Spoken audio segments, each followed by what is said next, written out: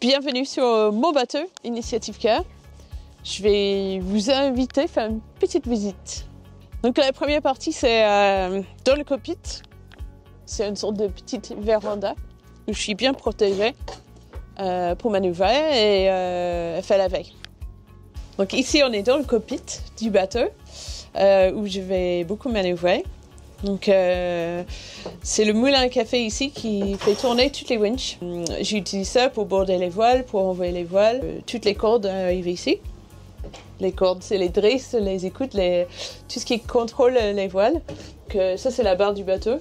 99% du temps, je suis sous pilote automatique. Et une sorte d'ordinateur qui pilote le bateau. Donc moi, j'ai des réglages avec des télécommandes et à travers de mon ordinateur, en fait, je peux régler le pilotage du bateau. J'ai la chance d'avoir ce super fresque qui était tagué par Jeff Aerosol, qui est un super artiste. Ça m'aide beaucoup pour la motivation. Ça fait que vu que je vais passer 3 mois ici, c'est plus joli de voir des beaux dessins dans mon bateau, et aussi ça me rappelle des enfants qui sont sauvés par médecin en chirurgie cardiaque. Donc là, ça c'est un strapontin en fait. C'est une petite siège de veille. C'est amorti avec des élastiques quand le bateau tape. Et j'ai une super vision de devant aussi de mes réglages de voile. Un bon appui-tête aussi. Je dors beaucoup dans ces sièges-là. Quand le bateau est gîté, donc je suis bien maintenue ici. Et c'est une position de veille où j'ai accès au winch pour ajuster les voiles même sans se mettre debout. Donc je peux tout contrôler d'ici. Et puis aussi j'ai accès aux télécommandes de pilote, la télécommande de la quille. Et j'ai beaucoup d'afficheurs qui affichent les informations sur la performance du bateau. Dans le cockpit, j'ai même un clavier, mon écran d'ordinateur qui va faire une répétition de l'ordinateur du bas. Et là, j'ai une super position de travail aussi. Donc si il fait super chaud dans le bateau, ou si j'ai envie d'être dans la lumière du jour, ou quand j'ai besoin de surveiller la performance du bateau, voilà, je peux être au bureau, entre guillemets, mais dehors aussi. Le cockpit est très fermé. C'est pour me protéger des embruns, des vagues qui passent. Comme ça, je suis presque au sec dans le bateau, dans le cockpit du bateau. Je vais à l'intérieur du bateau. Donc là, maintenant, je suis dans ma zone de vie. C'est le salon, c'est le bureau, c'est la cuisine et la chambre à coucher, tout en un. La chose la plus importante pour me protéger, en fait, c'est cette siège-là qui moulait sur moi. Donc c'est custom. Des mouvements les plus violents sur ces bateaux-là, c'est les planter ou si je tape quelque chose, c'est des arrêts buffets où on se fait projeter vers l'avant. Donc là, être assis dos à la route, je peux pas partir de mon siège. Il est sur un amortisseur. Donc quand le bateau il bouge beaucoup, le siège elle est amorti. Quand je travaille sur la navigation ou le métier, voilà, je suis ici, j'ai mon écran, le clavier. Donc là, je suis en position de travail, bien maintenue.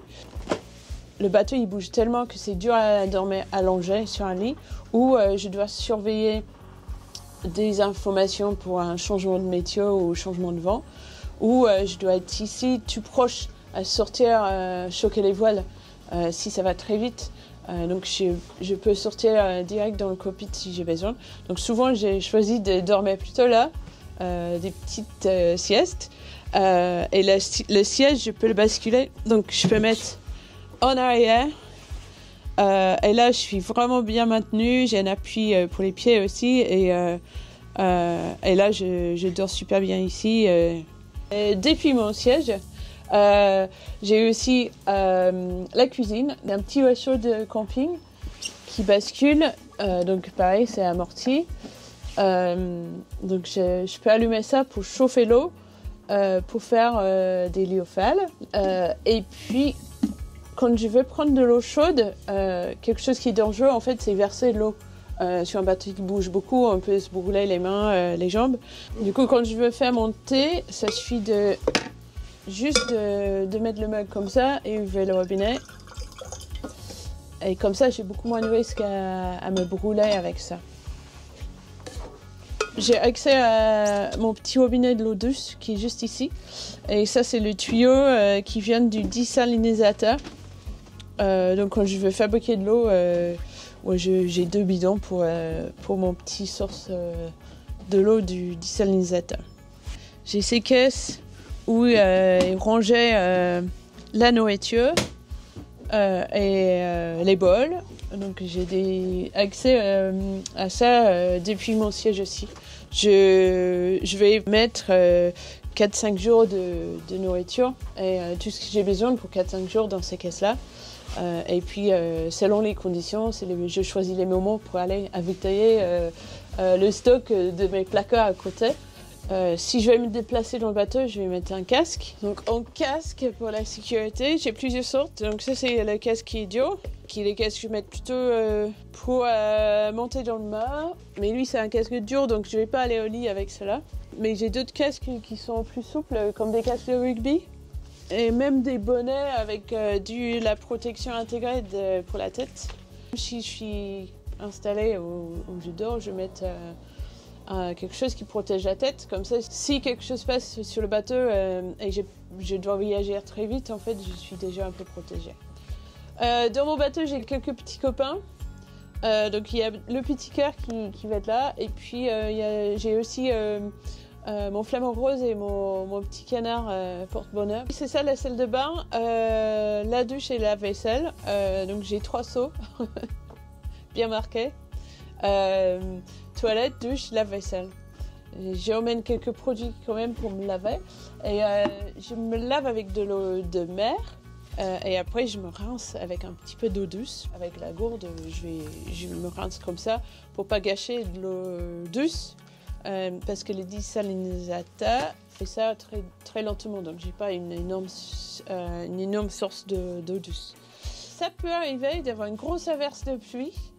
Et là, on chope le savon en cours dehors pour profiter de la pluie pour se laver. Le bateau, il fait du bruit tout le temps.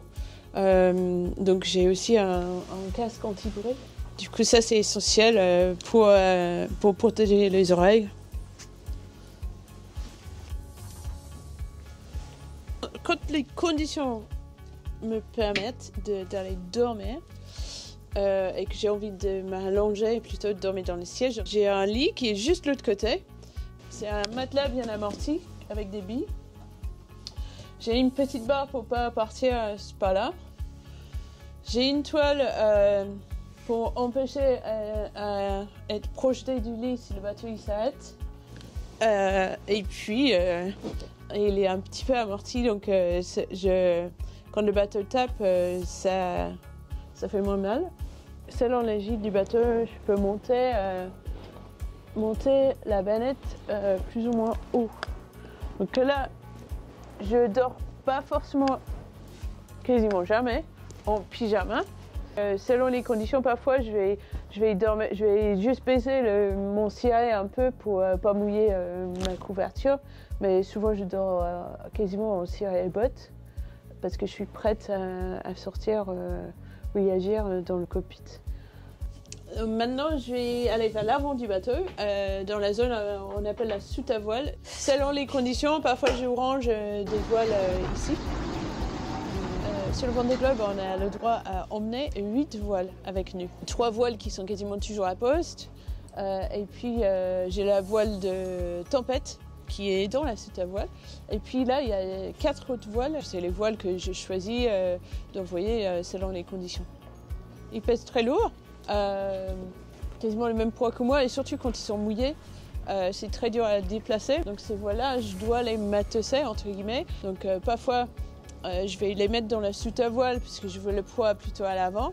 Dans le mer du Sud, quand on est dans les conditions opportunes, dans beaucoup de vent, moi j'ai envie que mon bateau il ne plante pas, donc j'ai envie que tout le poids il est à l'arrière. Donc tous ces 4 voiles-là, si je ne les utilise pas, ils vont être sanglés sur l'arrière du cockpit. Bien sûr, il y a la grande voile qui reste toujours à poste, que je prends des riz.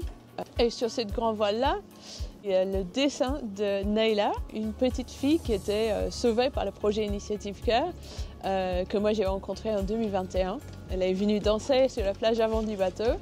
C'est une petite fille qui oui, elle était très malade et maintenant elle va super bien.